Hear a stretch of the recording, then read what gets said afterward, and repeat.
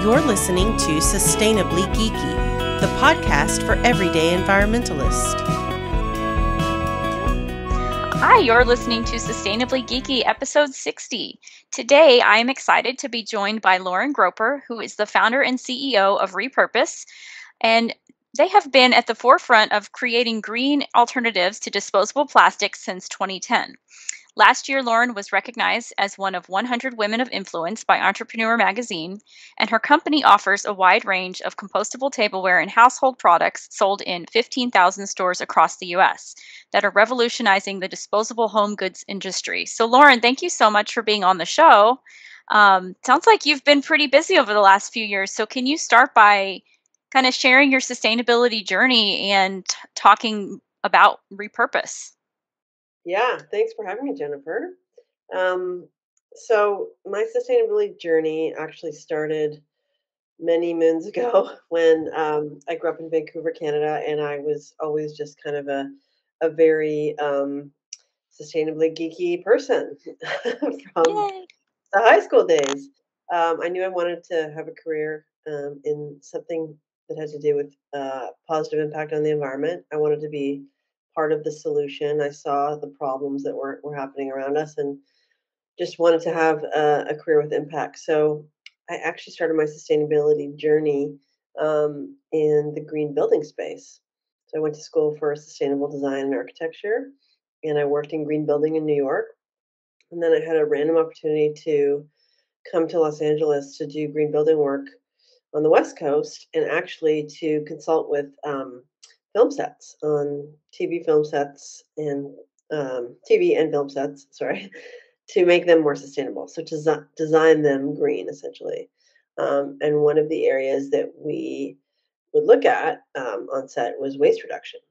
And sets are pretty notorious for, you're on location or you're on a set and things move quickly and you don't really have time to, do dishes, etc. So there's a lot of disposable products and most of them are plastic. So we would build these green sets and then fill them with plastic, and it felt like there was an issue with doing that. I think when looking at kind of how you could reduce the waste, it was difficult. It was a difficult challenge on set because it had to be something disposable. So that got that area I became very interested in because to me it was very much a sustainable design problem that plastic disposable goods are designed completely backwards. What is currently being used, aside from our products and others, is we basically utilize a finite resource, which is we dig petroleum out of the ground, and that is what the building blocks of plastic are. And then that material is actually very durable, and it's designed as a material to last a really long time. But then we use it for 5 minutes and throw it into a landfill where it lasts forever. So it's a completely backwards way of designing a product. And I think what I had learned in school was sort of to design for circularity, or to think about what would happen at the end of its life. Could it be reused or could it be degraded? And so I think what became very interesting to me was this idea of using plants or plant-based sources to make plastics or to make disposable products that could then be degraded at the end of its life, so that where it would biodegrade or compost. In our industry, we use the word compostable, which means it will degrade within a certain amount of time under certain conditions. So that's essentially a very long version of how of how Repurpose started. It was looking at this design problem on film and TV sets, and then getting really excited about this new technology that existed over 10 years ago that could really change the way we kind of looked at disposable plastics and could create a zero waste solution. And I was really excited about creating a brand around that. So creating a brand that people could get excited about, that they could bring in their homes and replace any kind of plastic stuff that they were using at home with something much better. Wow, I love that you saw firsthand a problem and you worked to find the solution. And here you are, more than 10 years later, still kind of innovating and learning new ways to, reduce plastic. So, well, thank you for sharing your story. And, I've always been amazed, like you said, that we have all of these things that we create to use for just a few minutes, and then they're in the environment forever. I mean, plastic forks, So true. bags, whatever. Yeah. Yeah, it's pervasive. It's in every industry, and it's just really it. I mean, there's many sort of roots of the problem, but I think now that we have the technology to fix it, and that we have everyday solutions, I hope and I do believe that we're going to be moving and shifting completely away from the old way of doing things into this amazing new way where we literally will be able to get rid of the waste problem. Yeah, and I love that you pointed out the fact that, something that people often overlook is that plastic is made from petroleum, which is Yeah, technically a limited resource. So I always think about, even if we didn't have to worry about carbon and chemicals in the air, what about the fact that we are going to run out of this someday? Why aren't we innovating just for that fact? So let's exactly. let's figure out a way Exactly. not to be using the precious, plastic that we have for silly things like to-go containers and straws, and let's actually use them, save them for the medical devices, or whatever we do need them for long term, and then shift to other things. So yeah, I know you said that one of your main goals at Repurpose is to offer non-plastic single-use alternatives. Can you talk a little bit about why plastic is such a concern, both for the environment and for human and non-human health? Yes. It's a massive concern, which, for many reasons, like you mentioned, the health concerns and sort of the waste concerns, because it's made from petroleum and it lasts forever. It pollutes our oceans, it pollutes our wildlife, and it's toxic. So all these things combined, I think, are reason enough to say, hey, should we find something alternative? I think a lot of people don't realize, or they believe that, oh, if I'm using plastic, it's okay because I'm going to recycle it. In fact, I think that is a myth that needs to be dispelled. Recycling plastic really doesn't exist. Recycling paper exists. Recycling metals exists, and aluminum. Those are recycled materials, and glass to some degree. But plastic does not get recycled.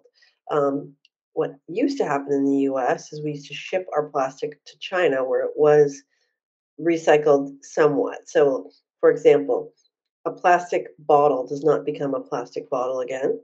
A plastic bottle is recycled into some kind of rope or a material to be used in some other plastic application. But it's very difficult with plastic to recycle it and make the same quality of product over and over again. It gets downgraded. So it used to go to China. China, I believe in 2019, it was either 2018 or 2019, decided they didn't want to take it anymore. So now there's very little places for the plastic to go. We still send it to parts of Asia, but oftentimes it's burned. It's burned or it's in a landfill. So it just, like every takeout container you use, there are some plastics that are recycled, but over 90% of them are not. So yeah, all those takeout containers, the plastic fork, etc., those are going to landfill or burned. So we need an alternative. And right now, there still is no perfect solution. Repurposed products we make from plants and they're meant to be composted, but some of them can't be composted at home, some of them can. And so there still is a challenge with, well, where's it going? What we like to really focus on is the fact that even if you can't get it into a landfill, it still is the piece that you brought up, made from plants versus petroleum and non toxic. So, for those that are concerned about health, the health of their family, the health in their home, plastics are not good for your health at all. They're endocrine disruptors, meaning they're hormonal disruptors. I think the proliferation and all these hormonal complications and fertility complications, etc., I do believe stem from the pervasive use of plastic and the chemicals in plastic and the chemicals that are leached when you microwave plastic or it sits in the sun in a plastic bottle or what have you. And so to be able to find an alternative that does not have those toxins is, to me, as equally as important as the waste issue.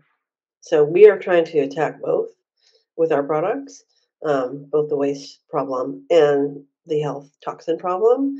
And it's there's a lot of education to get out there. So thank you for having me on the podcast, but to let people know about what these toxins are, what the health impacts are, and the fact that plastic does not get recycled. If people really knew that, I believe they would make the switch immediately.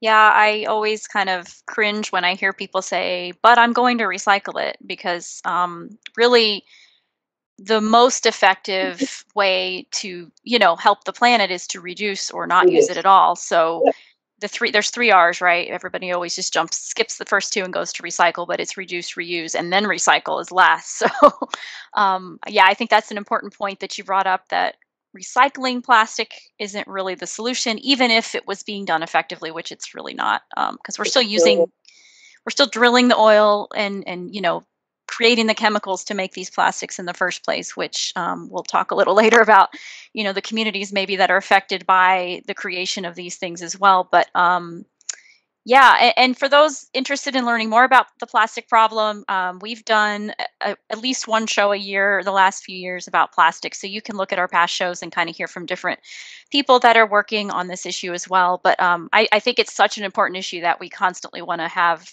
people on to talk about it, and also talk about the new innovations that are happening in that field, like with folks at Repurpose. So um, yeah, so lots of issues with plastic. Let's talk about how your products differ from plastic products. So a lot of your products, like you said, are made from plants.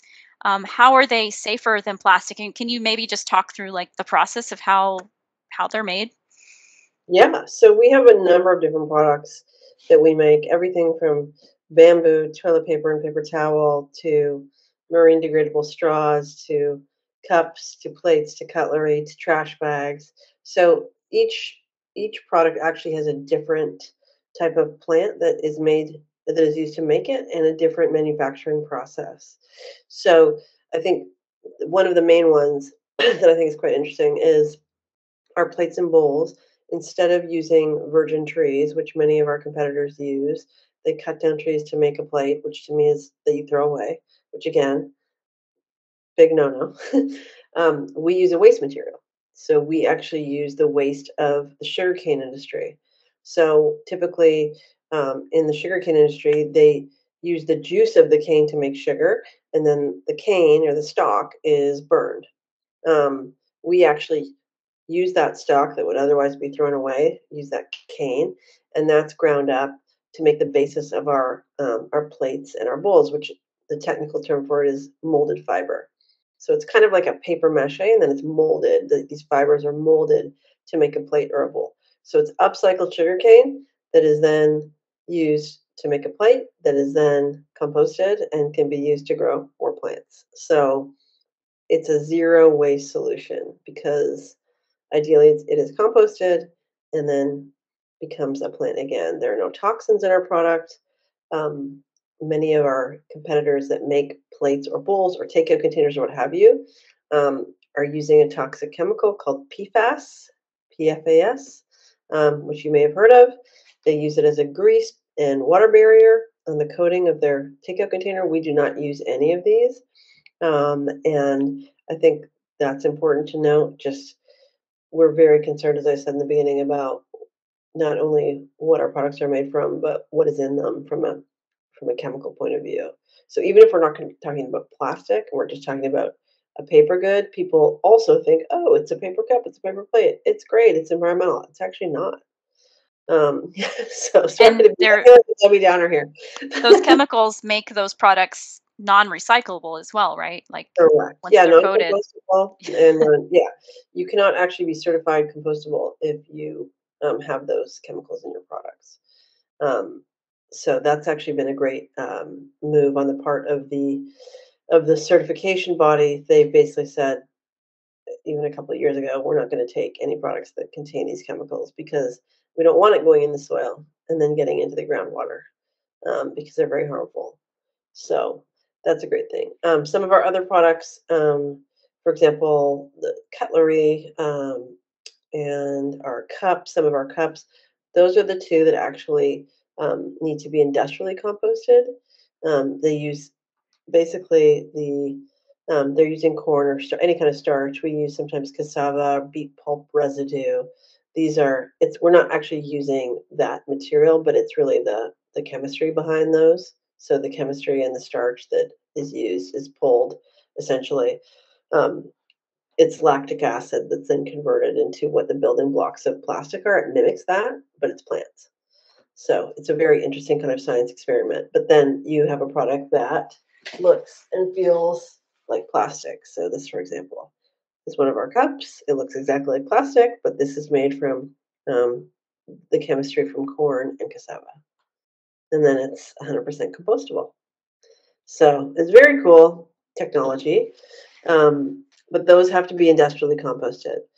The bulk of our other products can be in a home composter, which is very cool. So you can put them in your home. And now there's actually some even newer partnerships we have with companies that are making appliances that you can have at home and just put it at home in the appliance. You don't even need a big backyard compost. So there's tons of innovation happening on that side on the end of life, as well as on kind of how the products are made and what they're made from. So there'll be so much more happening in the next 5 years. A lot of I've exciting developments. I've heard of these like countertop composters essentially, and I've been curious. They actually do work as fast as they say and as effectively as they say? Because They I do. haven't looked Yes. into them myself, but that's Yeah. interesting. I'd love to plug our friends at Lomi who they do one of the desktop composters, and they reduce the waste by about 80, 85%, I believe. So you're left with just feels like dirt essentially that you can then you reduce the weight of your trash. So another issue too is when you're throwing away, this is a separate issue than what we're dealing with, but when you throw away food waste, it's really heavy and it goes into a landfill, let's say if it's not composted, and then it starts to degrade and it gives off methane, which is a very significant contributor to the greenhouse gas emissions. So you're actually contributing to global warming more significantly by putting your food waste in the garbage instead of one of these desktop composters or a backyard composter, what have you. So they're doing great work by having the solution to kind of how do we deal with end of life of waste. Yeah, that's really cool because I know a lot of people who want to do better, do more, for the planet, but they don't have the ability to compost, or they live in an apartment, or there's not a curbside service. So having that available is really a great option. And Awesome. um, you mentioned that some of your items can be composted in a home system, and some have to be industrially composted. Can you just explain real quick, like what the difference is? I guess you know Yep. between those two systems? Sure. So an industrial compost is one where it's a city, basically a municipal compost where the city is picking up what you put in a green bin, taking it to a very large scale compost. And the difference is in an industrial or a municipal compost, there are really high levels of heat, humidity, and oxygen. And so it can break down the product much faster.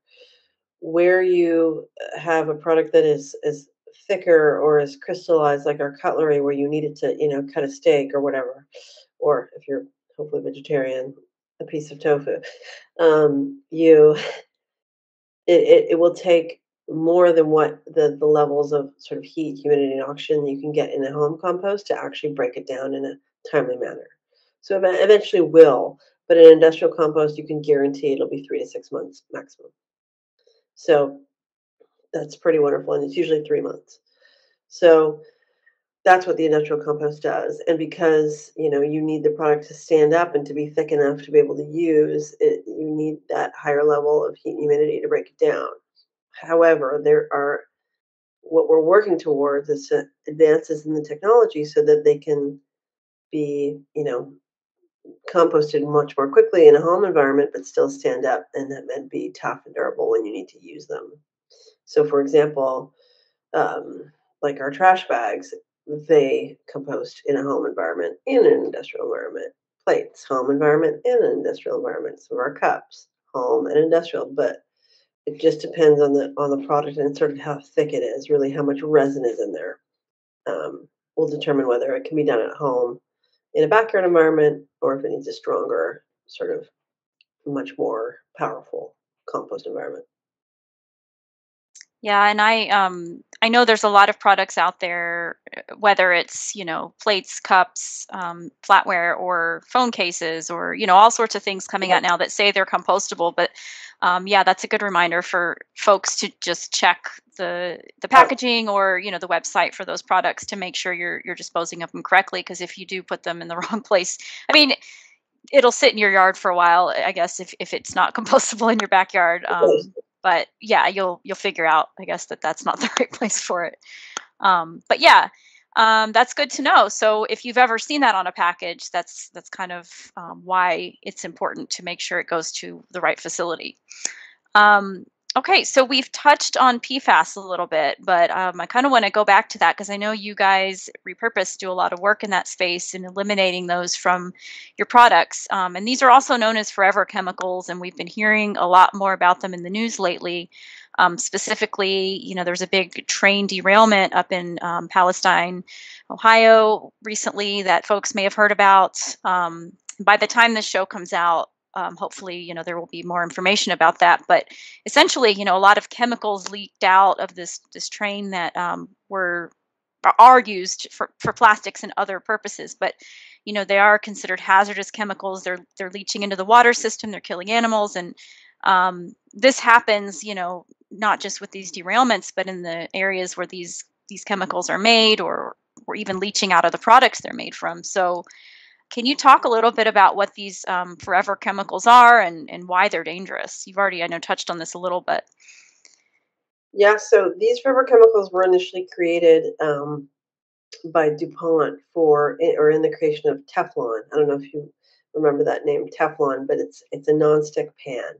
So what they do, these chemicals do, is they give sort of a grease and water resistance to anything that they're applied to. So cookware was a huge one, but they are in rain gear to repel the water, in tons of outdoor clothing. They're in carpeting all over the place just to repel, again, grease, moisture. Um, Fast food wrappers, all that sort of, like, when you feel the kind of grease lining, it's in that, all of that. It's in plates, takeout containers, bowls, not our products, but others. Again, to repel any grease from going down or seeping through. So it was a very useful chemical, but clearly a very toxic one. And um, we have not, I actually found out that these products were in our, or these chemicals were in our products several years ago, and immediately removed them, just because obviously don't want to be contributing to any health problems, and didn't realize they were in our products. And when we found out, knew we had to remove them. But um, many of the everyday products that I mentioned still contain these chemicals, and they are known carcinogens. So they do cause cancer. They cause hormone disruption, and any kind of issues associated with hormone disruption, fertility issues. Um, so there are just a number of very negative consequences from the exposure. And the issue is they're called forever chemicals because they don't disintegrate, they don't go away. They're in our drinking water, they're in our bloodstream, they're in,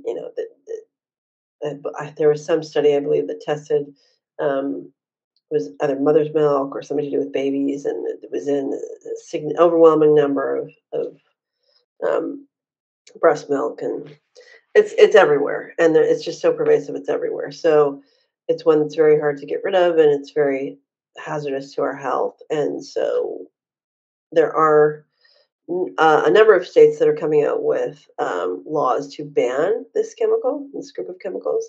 Um, and several have enacted that as of 2023, and there are many more. Um, but federally, it has not been banned yet. I believe it will be, but it has not been yet. My understanding is that the EPA is looking at some regulations as well on a national level, and hopefully, that gains some traction, especially in light of Right, recent things. absolutely. Yeah, I was just shocked to think about when I started learning about these chemicals, like all of the waterproof things, or scratch proof things I've bought over the years, and like you said, from raincoats to pans and everything. It's kind of, yeah, Been everything. overwhelming. Yeah, It's like we it is. can't get away. But hopefully now, with education, and pressure from consumers and constituents, we will start to see some movement on removing these things. Like we knew, maybe for a long time we didn't know lead was bad for us, and then when we Yeah, figured it out, we had to take it out of the paint. So let's start doing that with something similar like exactly, this. exactly. I just found it was in sparkling water. Oh, And it's got I'm like, "Seltzer too? Oh, oh no." no, Yeah, nothing's safe. not all of them. Well, so what can people do to avoid these PFAS? I mean, other than never touching anything again or eating anything. It's hard. I think, look for labels that say PFAS free, especially in things like cookware, because you're gonna be using that in your home every day. So that's something to really look out for. And oftentimes it will say it on the label, or you can research the company and see if they actually have removed it. Same thing on, disposable products, plates and bowls and takeout containers. It usually says it right on the label. We do it right on the label on repurposed products. Um, and if it comes to clothing, etc., they will usually say again on the label that it has been removed. And many companies are removing it on their own accord, but it still is. It takes, because there's no federal regulation now. It really depends where you live. But I just like to use good old Google to figure out if it's in my favorite products, and if it is, then I make a switch. Yeah, and I saw recently that REI has banned products with PFAS in them as of, like, 2024 or something. So we're seeing big retailers start to, Yep, mandate yep, these things, which will hopefully put pressure on the suppliers. yep, Um, are there other names or terms that people should look for when they're, if it doesn't say PFAS? I know there's yep. like BPA free or this or that, but are there any other terms that they might be putting out there as well? Yeah, there you could also, it's written as PFOA. So PFAS, PFOA, both of those are worth sort of avoiding.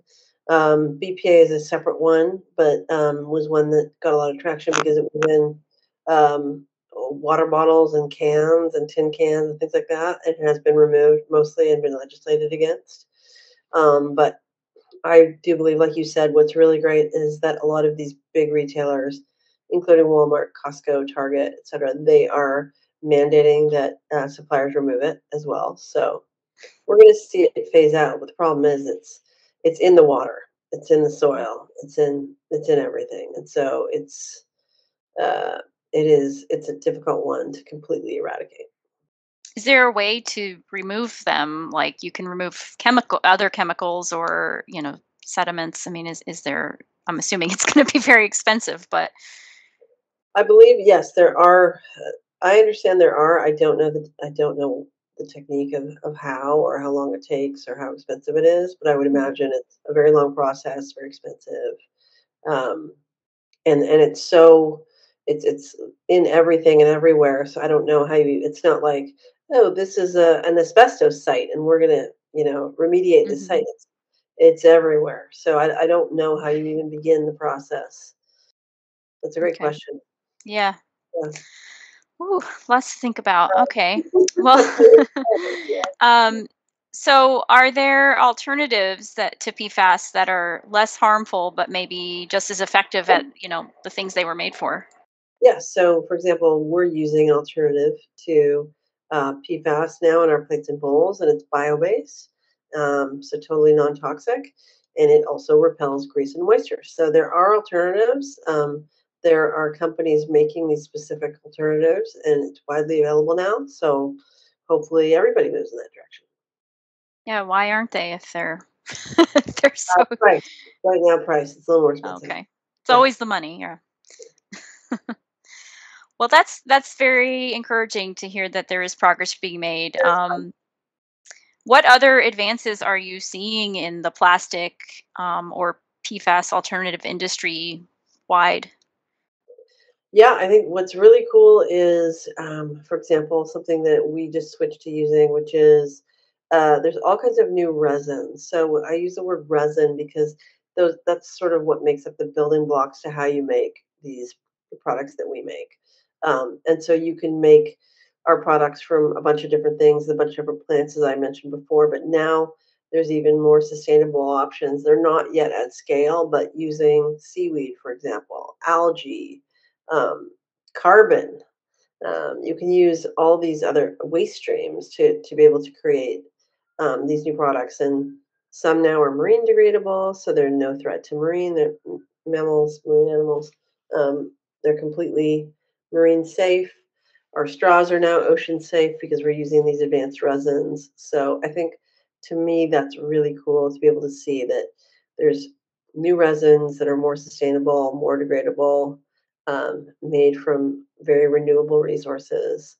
I think it's important to look at not only what happens and how fast they can degrade, but how are they grown? How are these plants made? Because some plants, you know, a tree is a plant, but you don't want to be cutting down trees. So, hence, for example, our toilet paper, instead of cutting down trees for toilet paper, we use bamboo, and bamboo just grows like a weed.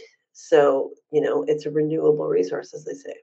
So that is a much more sustainable way to make toilet paper than to cut down trees. Yeah, that's a great point because actually our last month's guest, or 2 months ago now when this comes out, we talked about deforestation and the problem with trees being thought of as a renewable resource. And while trees may be able to grow back quickly, forests are not. And that's really the important part, is the forest is Ecosystem. um, hugely, yeah, important for the ecosystem and all sorts of services it provides for both humans and non-humans. So um, yeah, thinking about what other plants can we use that may grow more quickly and be less water intensive, less land intensive, et cetera. So yeah, these are great things for people to kind of consider when they're looking at making purchases or just consuming products, because there's a lot of greenwashing out there when it comes to So it's much. it's green, Yeah, it's exactly. biodegradable. So well, is there anything we haven't touched on with relation to, either PFAS, plastics, or repurpose that you want to throw in there?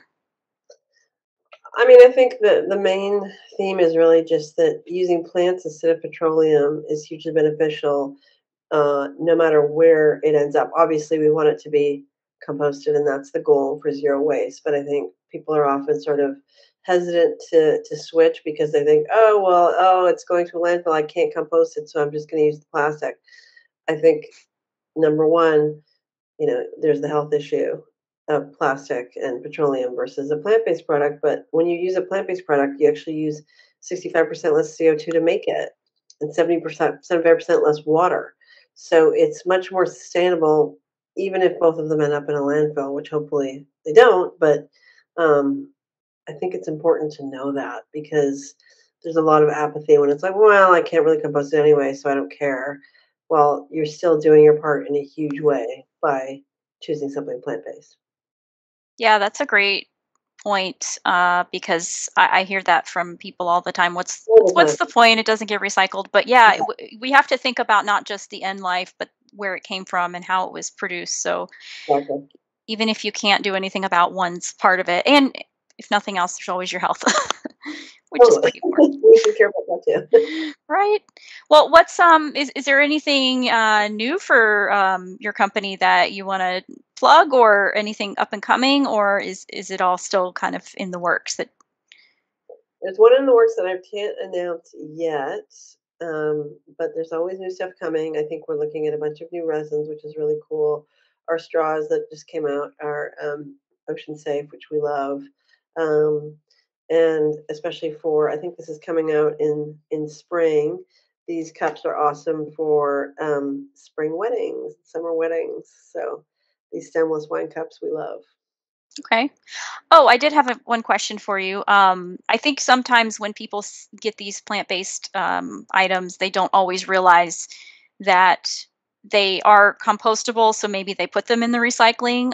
What happens when that happens? Do they get recycled, or does it ruin the recycling stream? Or They don't get recycled much like if it were a plastic product. They get put into a the landfill, unfortunately. So Okay. try not to put them in the recycling. Gotcha. Okay. But, let's reduce first. Even Mm-hmm. we, of course, I want people to use our products, but first and foremost, reduce. You Mm-hmm. know, don't use anything if you can avoid it. But if you're having a big party or Mm-hmm. use it or you're on the go, um, then obviously we want you to choose reusable. Yeah. Reusable should always be your first choice, but when it's not doable, yeah, I hear you. Well, okay. So, do you have any resources you would share with our listeners that want to learn more about anything we've talked about today?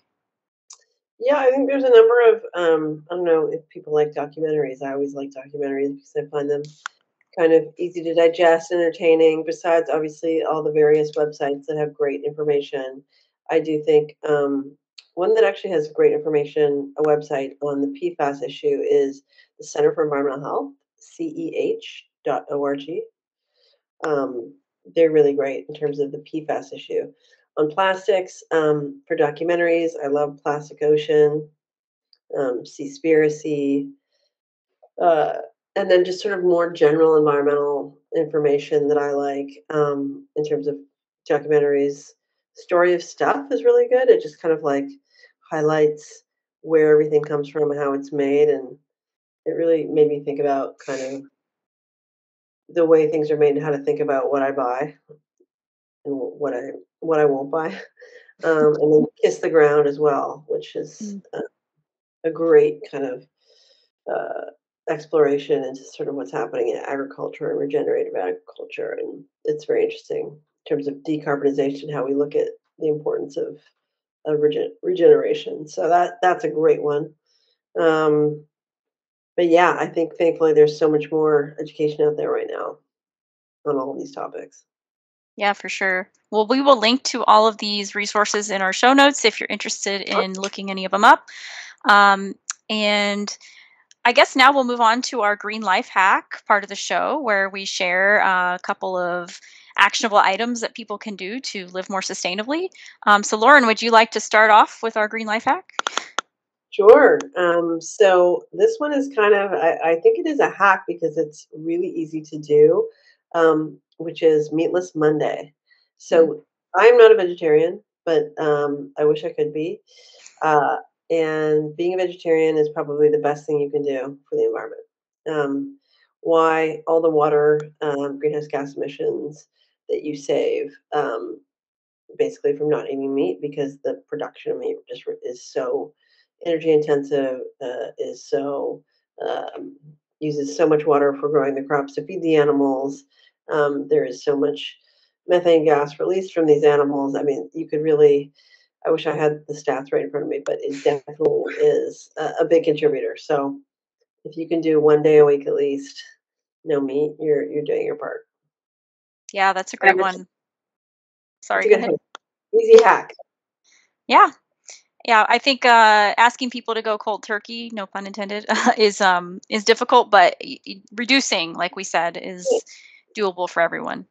absolutely. And we were, I was actually just at a like a pre-diabetes education class with my dad recently, and they give out, the proportions of everything that people should be eating on a daily basis. So your grains, your veggies, meats, dairy, and the amount of recommended servings of meat per day is much smaller than, Oh my gosh, I'm one sure. serving for Yeah. one meal that people usually eat. I mean, I want to say they recommended 2 to 3 ounces, not even every day a week. So it's a very small portion, but it also goes to show that, like, we don't need that much meat in our diet. And You really don't. yeah, you think about like 50, 100 years ago, they were eating meat sparsely. It was like a treat. It wasn't an everyday thing. And now we feel like we have to have it at every meal. But At yeah, you every really meal. don't. I You mean, don't. Yeah. So I love that one, and I've definitely been trying to eat less meat overall. Although I am also not a vegetarian, I am, leaning that way. So, cool. um, yeah. So my green life hack, in the vein of just reducing consumption overall, is, as people are spring cleaning, if you are this year, or any time of year, um, try to, think about sustainable ways to get rid of the things that you're maybe getting rid of, or acquiring as well, if you have to get new things to organize or whatever. And by that I mean maybe, donate to thrift shops ethically. Don't, give things that aren't worthy of use. So donate to them or give them away on the buy nothing groups online, or maybe find someone in need.